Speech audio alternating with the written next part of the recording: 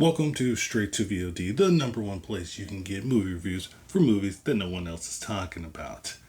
So, how do we feel about Batman? Like most millennials, I grew up with lots of Batman merchandise, movies, TV shows, cartoons, more than I wanted. And I've seen every live action iteration of Batman.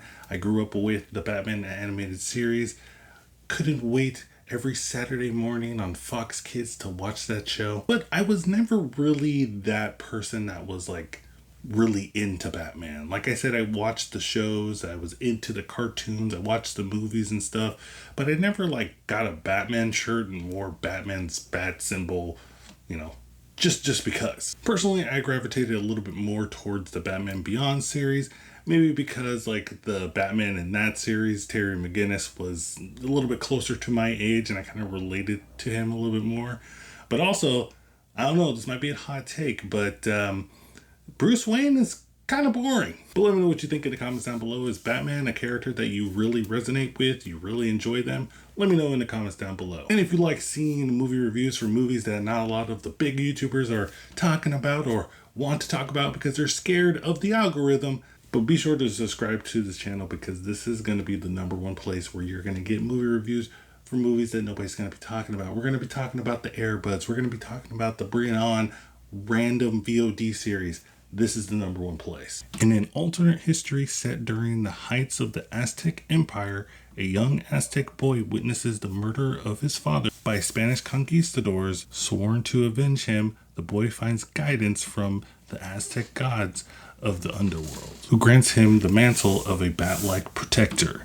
Embracing this new identity, the boy becomes the Dark Avenger, who uses his cunning combat skills and divine gifts to defend his people. So when I first saw that they were making an Aztec version of Batman, I'm going to be using Batman in quotes a lot. I thought it was a cool idea, and I thought that the use of the Aztec culture and the mythology was going to be, make for some cool, interesting ideas, some fresh takes to the Batman universe. And once I saw that they were pretty much making original characters and, not just copy and pasting Bruce Wayne in Aztec universe or something, that would have been really weird if the main character of this Aztec Batman was called Bruce Wayne. Yeah, that would have been weird. But we are getting a whole list of new characters with just similarities to some characters in other Batman universe stories. Of course, that a certain group of people already said that this is going to ruin their childhood. So, I had to check this out because I got to know what they're crying about. Fun fact, this is actually the first rated R Batman universe film that we've ever gotten, which was kind of interesting when I first found that out because I could have sworn that there had to have been some DC animation, Batman film that was rated R or at least close to that. But no, this is the first one, and I think they do a good job of utilizing that rated R rating in this film. They don't push it too hard, there's not a hard R, but there is definitely lots of scenes in here where it gave me pause, and I was like, whoa.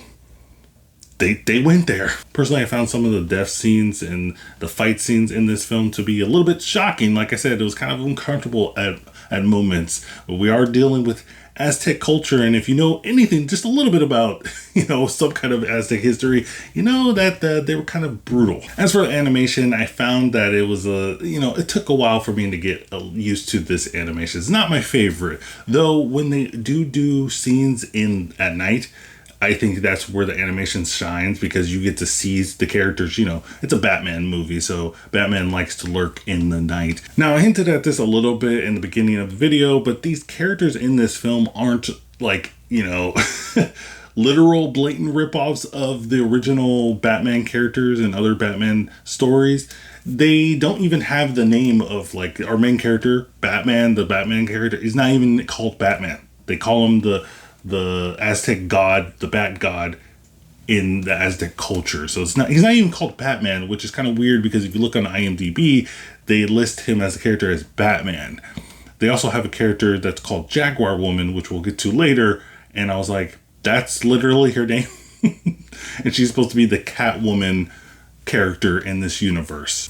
But yeah, there's no Bruce Wayne in here. There's no Harvey Dent. There's no the Joker. It's just characters that are loosely based off of them and have some of their appearance of them. Which, I mean, if you're worried about them ruining your culture or ruining your childhood, I mean, they're literally not the characters. But for me, I thought there was two standout characters in this film that I really enjoyed what they did with them. And the first one is Herman Cortez. He's the big villain in this movie. He's like the Two-Face kind of character that you've seen in the images. And he does a really good job of being like menacing and crazy. You know, his motivation is kind of simple. You know, he just wants money, money, money. We've got to have money. But I think the actor does a very good job of convincing you of him going into madness. And the thing that they do with his coin, you know, the signature Two-Face coin kind of thing, I thought that was kind of clever and kind of got a chuckle out of me. It's kind of corny, but I kind of liked it, the way that they did it. We also have Jaguar Woman.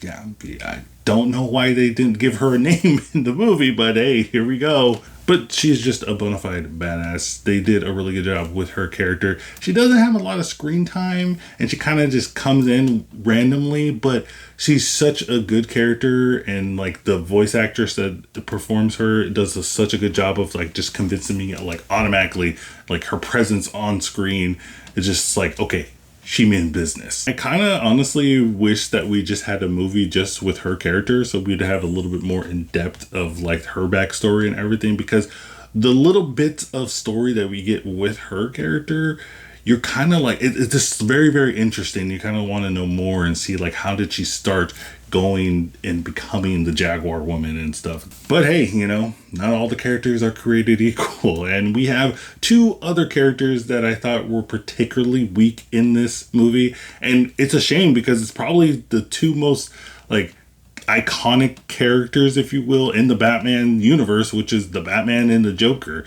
And in this film, they're not called Batman and Joker in this film, but in this one we have Yoko, who is that Joker-esque character.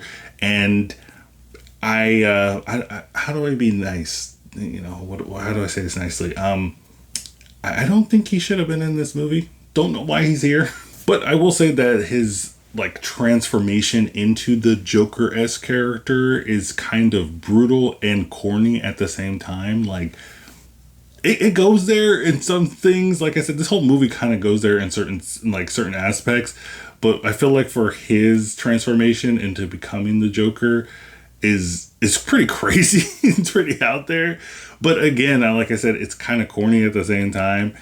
And there's so little of this character in this movie. He doesn't have like a impact into like the movie at all.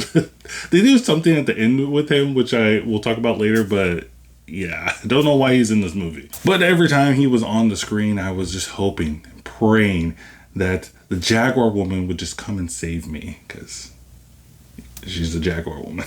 And as for our main character, our hero, the one that we're supposed to be following throughout this movie,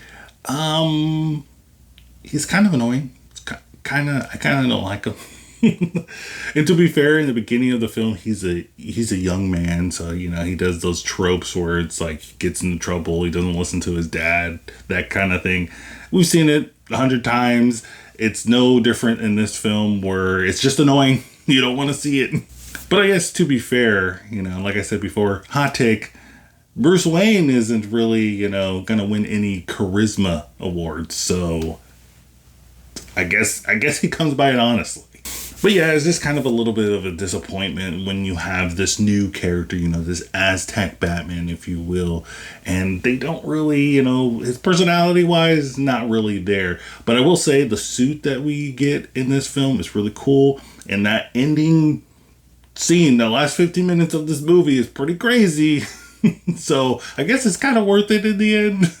But I feel like the main drawback with this movie and the reason why it just doesn't hit the heights that I think it needs to or wants to do is just the pacing. Pacing is a killer for this movie. It's so lightning quick and trying to like, you know, hey, you know, there's this character that you might remember, you know, there's Two-Face, there's Joker and everything. I feel like it's kind of like pulled back by that aspect. I wish that they just leaned into the Aztec culture and just like put original like rogues gallery for this version of Batman, you know, instead of just pushing like, hey, we're gonna make a Joker character, we're gonna make a Two-Face character, even though I enjoyed that Two-Face version of that character in this universe. I just wish that they just leaned more into the Aztec culture. And with that pacing being so fast, you also have some missteps when it comes to like world building and character building. Like they'll have scenes in here where two characters meet that you, if you are a fan of the Batman series or you know anything of like any Batman media, then you know like, oh, these two characters have a history. And then they kind of put that in this movie and they're like, hey, you know what they're doing, right? And you're kind of like, but you didn't give us any time, any connection other than the past that they have in a different universe. So it's just kind of weird. Overall, I think that Aztec Batman is a unique experiment. I like the premise. I like the design. Some of the characters, especially Cortez and the Jaguar Woman. You know, I like me some Jaguar Woman. But the weak main hero and the unnecessary side characters hold it back. Still, I think it's worth checking out, even if you're just a little bit curious about this Aztec Batman. I do think that it would have been better served as a TV series, so we have that time fleshing out the characters and the story and the world a little bit better. But, you know, there's a little bit thing at the end, you know, it's a comic book movie, so they kind of tease something at the end. So maybe they're hoping that this gets popular enough that they are able to do some kind of thing in the future to flesh this story out. Also, this movie is not a rental, at least at the time of recording of this video. You have to buy this movie, and it is $19.99. So I did that, and for you guys, just for you guys. So if that's a little bit too much for you, which I think probably is at this state with the way I feel about this movie, I would wait till it comes on Max. They also announced that it is going to be coming on Max later on in the year. So probably hold off and wait for that if you have a Max subscription. Of course, let me know what you think in the comments down below. Do you like this idea of there being an Aztec Batman? I'm sure there's a lot of you that don't like it, but hey, let me know what you think, if it is a good or interesting idea, in the comments down below. But as always, guys, keep watching movies.